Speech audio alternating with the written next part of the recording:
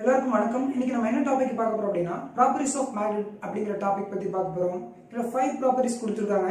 இதுல first property என்ன அப்படின்னாக்கா, ஒரு பார் மேக்னெட்டை ஃப்ரீயா சஸ்பெண்ட் பண்ணோம் அப்படின்னாக்கா அந்த சஸ்பெண்டட் பார் மேக்னெட் என்ன பண்ணும், நார்த் சவுத் டைரக்ஷனை காமிக்கும் அப்படிங்கிறது தான் ஃபர்ஸ்ட் ப்ராப்பர்ட்டி. அந்த விதத்துல நம்ம மேக்னெட் என்ன பண்ணிருக்கோம், சஸ்பெண்ட் பண்ணியிருக்கோம். இங்க ஒரு கம்பஸ் பாக்ஸ் ஒன்று இருக்கு. இந்த கம்பஸ் பாக்ஸோடைய மேக்னெட்டிக் நீடில் நார்த் சவுத் டைரக்ஷனை காமிச்சிட்டு இருக்க மாதிரியே இந்த ஃப்ரீலி சஸ்பெண்டட் மேக்னெட் என்ன பண்ணிருக்கு, நார்த் சவுத் டைரக்ஷனை காமிச்சிருக்கு. சரிங்களா? ரைட். செகண்ட் ப்ராப்பர்ட்டி என்ன அப்படின்னாக்கா, ஒரு பார் மேக்னெட் இருக்கு அப்படின்னாக்கா அந்த பார் மேக்னெட்டினுடைய அந்த பார் மேக்னெட்டிக் மெட்டீரியல் என்ன பண்ணும், அட்ராக்ட் பண்ணும். மேக்னெட் என்ன பண்ணும், அட்ராக்ட் பண்ணும்.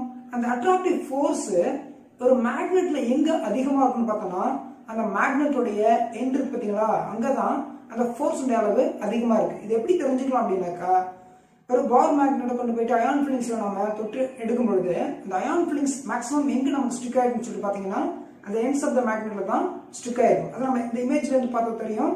இந்த நார்த் போல் சவுத் போல் தான் அந்த அயான் ஃபிலிங்ஸ் எல்லாம் இருக்கு, நிறைய ஒட்டி இருக்கு அப்படிங்கிற நம்ம தெரிஞ்சுக்கலாம். இதுல இருந்து என்ன சொல்ல வரோம் அப்படின்னா, ஒரு மேக்னெட்டுடைய ஃபோர்ஸ் எங்க நமக்கு அதிகமா எக்ஸ்பீரியன்ஸ் பண்ண முடியும் அப்படின்னா அந்த எண்ட்ஸ் ஆஃப் த மேக்னெட் தான். தேர்ட் ப்ராப்பர்ட்டி என்ன அப்படின்னாக்கா, மேக்னெட் இருந்துச்சு அப்படின்னா அது நார்த் போல் சவுத் போல் கட்டாயம் இருக்கும். அப்படி இருந்துச்சுன்னா தான் அது மேக்னெட். அந்த விதத்துல ஒரு மேக்னெட் இருக்கு, நார்த் சவுத் இருக்கு. இந்த மேக்னெட் என்ன பண்ணோம், நம்ம கட் பண்றோம். இந்த இமேஜ் பாத்தீங்கன்னா உங்களுக்கு தெரியும், ஒரு மேக்னெட் இருக்கு. அந்த மேக்னெட்டுடைய லென்த் என்னன்னு சொல்லிருக்கோம், நம்ம மேக்னெட்டிக் லென்த் 2L இருக்கு. கட் பண்றோம். கட் பண்ண பிறகு அந்த கட் பண்ண ஒவ்வொரு பீஸ் என்னவா ஆக்ட் பண்ணிருக்குனாக்கா தனித்தனி மேக்னெட்டா ஆக்ட் ஆகுது அப்படின்னு நம்ம தெரிஞ்சுக்கிறோம். தென் ஃபோர்த் பாயிண்ட் என்ன அப்படின்னாக்கா, ஒரு மேக்னெட் இருக்கு அப்படின்னா அந்த மேக்னெட்ல நார்த் போல் சவுத் போல் இருக்கும். நார்த் போல்ல போல் ஸ்ட்ரென்த் எக்ஸிஸ்ட் ஆயிருக்கும். அதே போல சவுத் போல் என்ன இருக்கும், போல் ஸ்ட்ரென்த் எக்ஸிஸ்ட் ஆயிருக்கும். இந்த போல் ஸ்ட்ரென்த் நம்ம என்ன லெட்டரா டினோட் பண்ணோம்னு சொல்லி ஏற்கனவே டிஸ்கஸ் பண்ணிருக்கோம் அப்படின்னா QM அப்படிங்கிற லெட்டரா டினோட் பண்ணிருக்கோம். அந்த விதத்துல சவுத் போல்ல எந்த அளவுக்கு போல் ஸ்ட்ரென்த் இருக்குமோ the same level of amountல தான் போல் ஸ்ட்ரென்த் எங்கேயும் எக்ஸிஸ்ட் ஆயிருக்கும், நார்த் போல் எக்ஸிஸ்ட் ஆயிருக்கும் அப்படின்னு நம்ம தெரிஞ்சு வரோம்.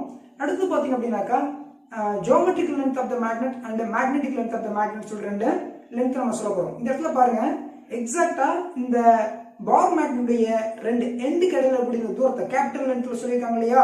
இந்த இமேஜ் பாருங்க, கேபிட்டல் L அப்படிங்கிறது இந்த geometrical length of the bar magnet சொல்லுது.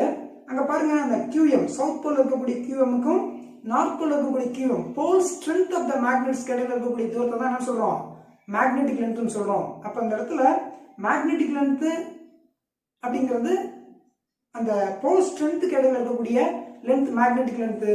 அந்த பிசிக்கல் மேக்னெட் அந்த எண்ட் ஆஃப் த மேக்னெட்டுக்கு இடையில இருக்கக்கூடிய தூரம் அது ஜியோமெட்ரிக் லென்த். இதுல எது அதிகமா இருக்குன்னா ஜியோமெட்ரிக் லென்த் அதிகமா இருக்கு, மேக்னெட்டிக் லென்த் கொஞ்சம் குறைவா இருக்கு. இந்த இமேஜ் பாத்தீங்கன்னா உங்களுக்கு தெரியும், 12 சென்டிமீட்டர் அப்படின்னு சொல்லி கொடுத்துருக்கிறது என்ன அப்படின்னாக்கா அந்த geometric length of the bar magnet. Then 10 centimetre பாருங்க, இந்த சவுத் போல் இருக்கக்கூடிய போல் ஸ்ட்ரென்த்ல இருந்து நார்த் போலுக்கு இடையில இருக்கக்கூடிய அந்த போல் ஸ்ட்ரென்த்துக்குள்ள தூரத்தை தான் என்ன சொல்லியிருக்காங்க, 10 சென்டிமீட்டர் சொல்லியிருக்காங்க. இதுல நம்ம என்ன தெரிஞ்சுக்கிறோம் அப்படின்னா, இந்த மேக்னெட்டிக் லென்த்துக்கும் ஜியோமெட்ரிக் லென்த்துக்குள்ள ratio is a constant value. That means 0.833 அப்படிங்கிற வேல்யூ நமக்கு கிடைக்கும்.